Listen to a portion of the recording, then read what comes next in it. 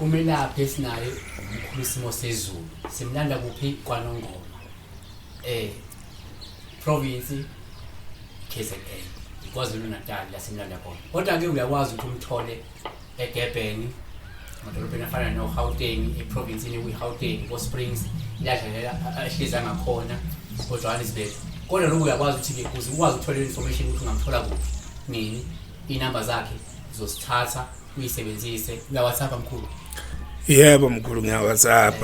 Uyamthola ke WhatsApp WhatsApp kodwa ungam WhatsApp to waste time WhatsApp ubufuna information right bese uyafika kuyena. Kodwa kuhle futhi ukufona ngoba WhatsApp basuke uthothi ama message awu 1000 uyasebenza ngapha sofuna ufunde lama message kuhle ukufona guys akusumuntu WhatsApp akusi attendance attendee noma i-attenda ye-WhatsApp uyalapha YouTube so uthina ku-YouTube ukhona yebo ukhona i-channel Mkhulu SimoseZulu TV Mkhulu SimoseZulu TV on YouTube uyakwazi uya khona na Facebook ungakwazi ukuthi ufike ubuke lawo mavideo ufunde usubscribe ulike ushare ku Facebook ukhona Mkhulu SimoseZulu Mkhulu SimoseZulu na Facebook if you are Facebook siyazi abantu abaningi bayonga abakutholakala ku Instagram ungakwazi ukumlandela lapha na ke ku Facebook ngoba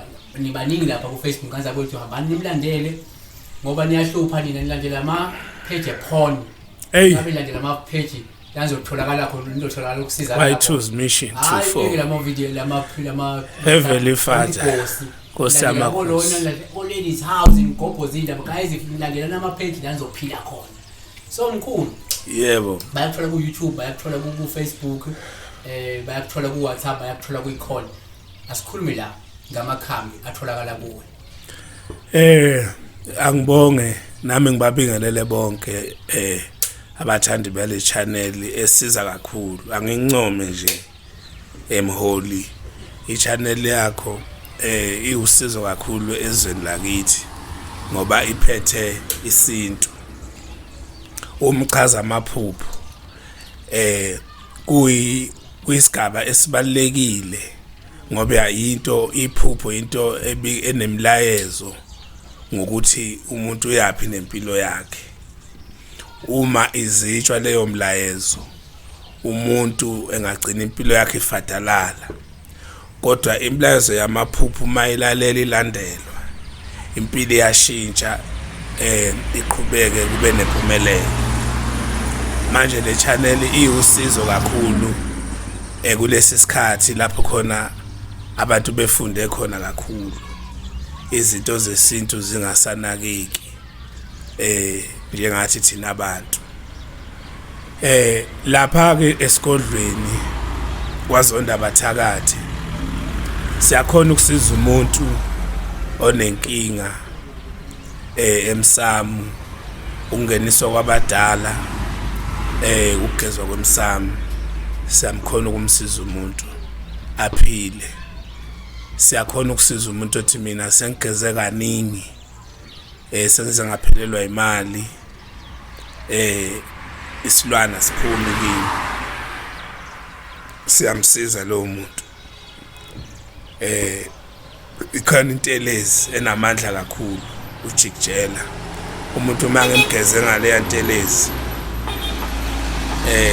ngaleso sikhathi siyasuka hayi kusasa isipokwe ujikjela uthi siza kuphembiza sigeza isilwane ukugeza isilwane imbiza akusimi intelezi akahle emanzini nimuthi nje alojikjela siphume esiqhatha isilwane ngiyabuka kuqala ukuthi ngisikhipha kuphi emfuleni noma ehlane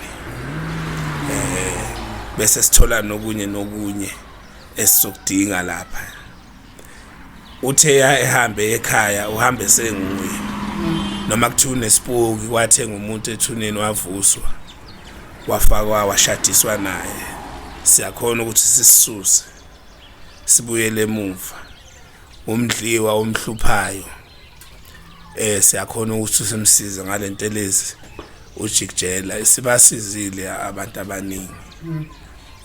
And futhi esigodlweni siyakhona ukwenzela umuntu othi empumeleli empilweni angiphumeleli kumnyama ngibona izinto zami zivalekile. Likhona igezo esigeza ngalo umuntu bese ke simenzela inhlanhla. Uma ugezile kuleli above ushintsho uyalibona empilweni yakho. Pastor weningi kakhulu lela above linamandla ngoba sikwenzela kahle sibuka idlozi lakho lenhlahla silibuyise lisondele kuwe likwazi ukuthi likhanyisela asenzi ilwane. Cha sigeza ngisazobuza ukuthi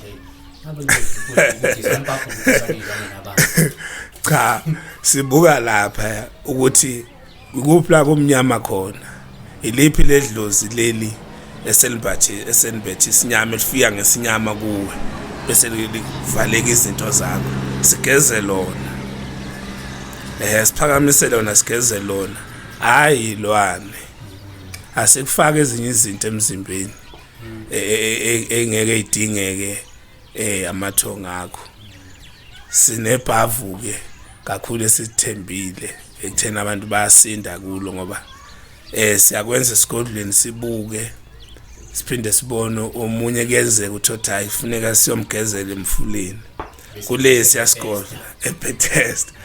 Hayi lapha ngelilanga soxolo manje nje ithi unangene lapha echibini akukhumbula ichibili ilalizaniswa nje bese kuyangena ungene khona kwakuthiwa yaphi noma abe isiphi isifo sasingekho IP so nalapha yani uma unenkinga nje muke wathi hayi laphana ukhona umuntu athi mina hayi umuthi awusangisebenzeli noma athi mina ngiwuthandi nje ngoba enye into umuthi uyasebenza ngokuthi wena uma lokhu uthi lo muthi hayi ngeke ungisebenzele uzongasebenzi. Fune kube ne connection kuwe nalo muthi.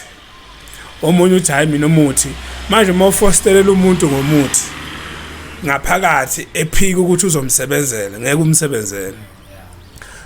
Uma uthi mina hayi ngisetshenzelwa amanzi siyakubuka sambe silapha ya kulesa sigodlo iBethesda sike sicele ungene ngoba nami ngaphiwa sona angikhethelanga ngaphiwa kunemfihlo enkulu ekuyo ehambisana namandla okulapha ngamanzi. Yebo lapho ke bayasinda kakhulu and la ekhaya ke siyabasiza besifazane othi mina izinto zothanda zingihambeli kahle angithandeki ngiyamthola umuntu ahambe angenamuntu. Uma kuthi awunayo umuntu usondela sikwenzele umunyu ikhona ikhubalo umunyu likwenza uthandeke kumuntu wakho akuthande umuntu wakho ungabangi nabantu abako 5 ukhona intombi yakweni ubanga uthothi no 5 lo muntu hayi bawedwa nje akusilidliso ke leli pastor akusilidliso awumdlisi lo muntu ngisebenza wena umuntu wakhe akuthande. Uma ukuthi awunayo umuntu wangakusebenzela umunyu uyamthola umuntu ozokuthanda futhi akuthande angakushiyi endleleni aze ayovela nakini maye khona uzokuthanda kakhulu. Ilaba esifazane lekhubalo kuphela akusile laba esilisa ngaphandle ngoba nami ngiyibonile sisengejile mina hayi leli ikhona leli laba esifazane umunyu uma ufona uthi Mkhulu ngicela ungigeza ngomunyu sengiyazi ukuthi kumele senzeni kwabesifazane. Kanti futhi ke abesilisa siyabenzela likhona ikhubalo labo umaleningi leli labesiza nabo abesifazane ke futhi leli kodwa sikho isidingo sokungena kuleli ususebenzise umunyu leli umaleningi uyabasiza kakhulu abesilisa umuntu osehlulekile ukushela lamlekelela limenzela kube lula wakhuluma nje kanye ukuthi hayi ngiyakuthanda ngezwele entombini angazabhede akhuluma amazwi amaningi azabhede liyabasiza ufuna ngilithole kunominister engibonile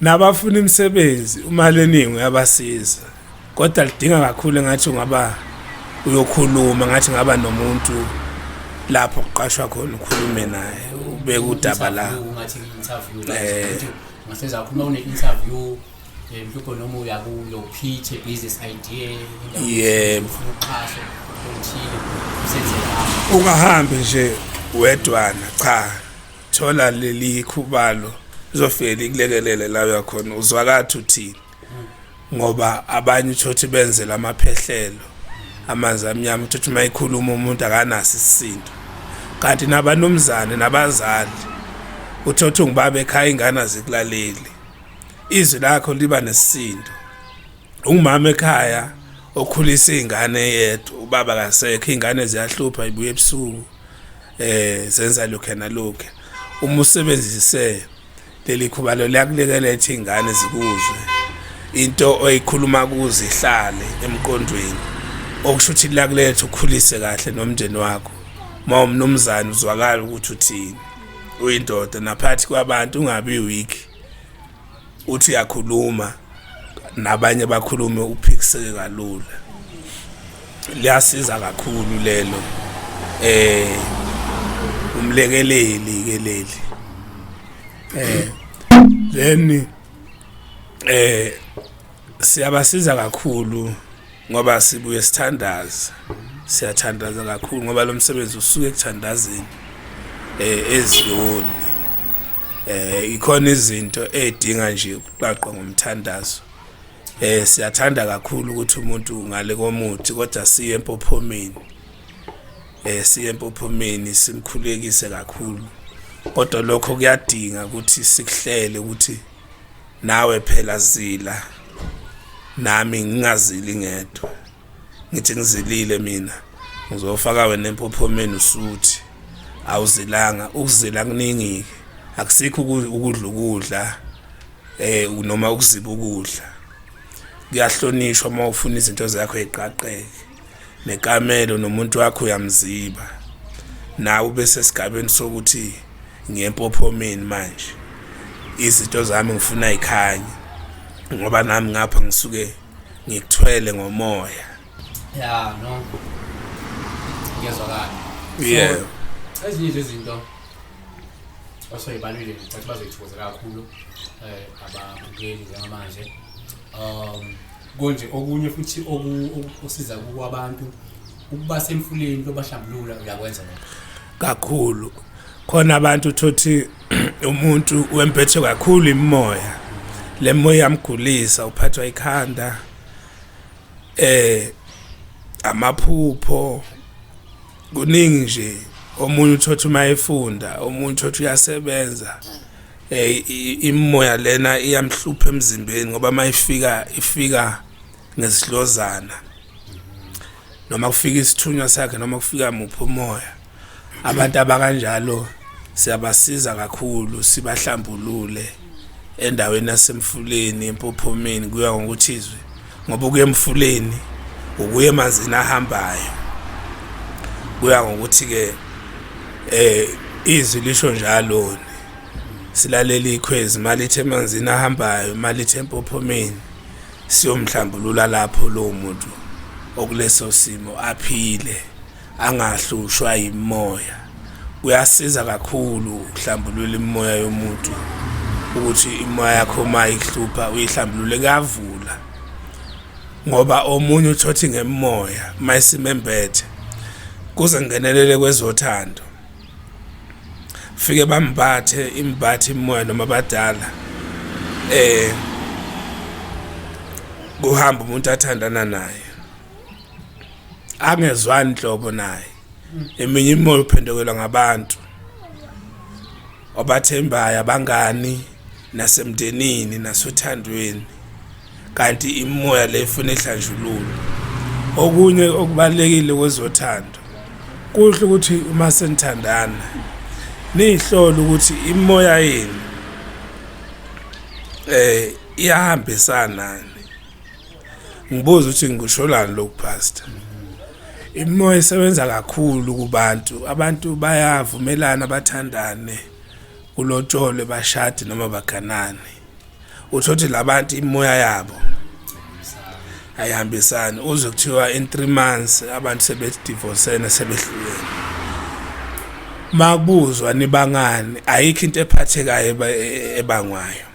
Kanti ile moya kuhle ukuthi uzazi imimoya yakho ukuthi ime kanjani maqondana naloya muntu. Ningaze nithathe igaba kanti nithathela lezi igaba nongena kwi divorce ngoba kafusha ozama uyiveza la ukuthi vele sikhulethiwa umuntu uyaphiwa. So kungenzeka mina idalo zami zingibekele loya mina ngithathe lo engifunela yena. Sizohlukana vele ngoba mina ngijampe isifiso sedalo zami noma loya muntu loya kunabantu abambekele yena idalo zakhe zimbekele omunye umuntu. Mina jampe zona ezofuna mina. So lento ngeke izisebenze. Ngeke izisebenze lento. Ikakhulukazi nje wonke umuntu unayo imimoya. Kuba kakhulu kakhulu kuthiwa ke umuntu ombethwe imimoya. Uyayibona lento. Umuntu ke wena manje usuyazazi imimoya kwembethe noma be awusiye kumuntu kodwa wonke umuntu unayo imimoya. Kuhle ukuzazi imimoya yakho nawe wena ihlanjululwe. Ihlanjululwe le ngoba buka ukudibana kwemimoya engahlanjululiwe. Kuhle nje ukuzazi umuntu ngale kokuthi wena uzoba isangoma noma umelaphi noma umthandazi ukuthi imiphi imimoya kimi ifuna ayihlanjululwe le mimoya ibe mihle. Ngoba uma abantu bethandana kusuke kuthandana imimoya. Nayi le moya siyahlangana ihlanjululiwe. Kathi lobola usuzoganwa uganwe kanti kuseze isikhathi la ukuthi nje vele le moya isezukuswana.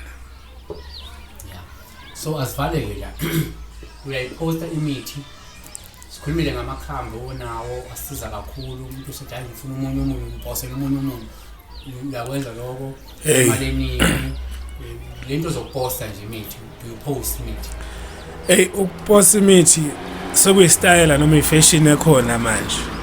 Mawuthi yakhuluma nomuntu athi ngipostele Mkhulu angiyithandi pastorweni futhi ayivumeli kahle ebunyangeni ukuposa. Ikhona izinto eziposekayo, ikhona izinto engaposeki. Kodwa manje uthothi abantu bakithi sebeyakufostelela ukuthi baposelwe yonke into. Kanti kune advantage ukufika esigodlweni usetshenzwe. Ngeke uthi ufuna into yenhlanhla uthi angikupostele ngoba uma ngizokwenzela kufuna ethi kune process kunesigaba ofuna ukuthi ngikusebenze. Ngakuposela nje isiqabo sokuthamba ucobisa emashini. Ayidingi isigaba ayidingi process ekumele yenziwe. Ikhona into ofuna yenziwe ukulashwa asiyiposi izinto ezikanjalo. Abantu futhi ngiyabaxwayisa ukuthi abangakujabuleli njalo ukuposa ukuthi baposele izinto. Ngoba manje umuntu uzothi hayi ubani wanginikeza umuthi wakhe awusebenzi. Ungamposela umuntu engezi ngalendlela. Awufuna umyalelo ongaluthenze ngayo ezindlela. Yenza ukuthi ikhona izinto ezidinga ukuthi ufike esigodlweni. Futhi ukufika esigodlweni kune advantage kunokuposela. No, sebonga kakhulu. Besibheka nje into ezihlukahlukene izenziwa umelaphi. Wethu besina manje nasekuvezile wakuveza ukuthi nisi uhlala ukufika esigodlweni uhlolelwe ubonakala makufuna ukuqala usetshenzwe bese uyanikwa ke imithi oyisebenzisa hayi ukuthi ize ngeposi. Siyabonga kakhulu.